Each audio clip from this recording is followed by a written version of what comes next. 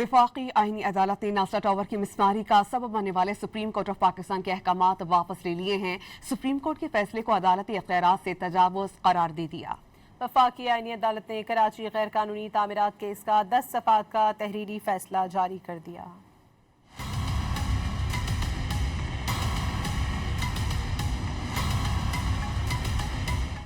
नस्ला tower की मसमारी से मुताल्लिक वफाकी आईनी अदालत का फैसला। मुतासिरीन नस्ला टावर खुशी से निहाल, अदालत का शुक्रिया अदा किया। मुतासिर कमेटी के अहदेदार ने सूबाई हुकूमत से दोबारा नस्ला टावर की तामीर का मुतालबा किया।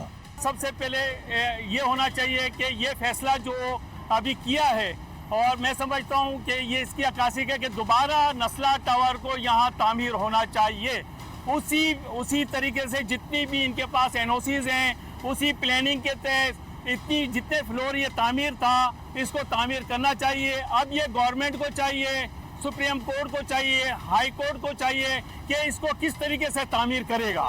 45 के करीब घरानों से आबाद नस्ला टावर को सुप्रीम कोर्ट के हुक्म पर साल 2022 में गिराने का हुक्म दिया गया था, जिस पर अमल दरामद के लिए हुकूमती मशीनरी पहुंची तो रिहायशियों ने इमारत खाली करने से इनकार किया। खाली कराने के दौरान एक खातून की दिल का दौरा पड़ने से मौत भी वाक़ हुई।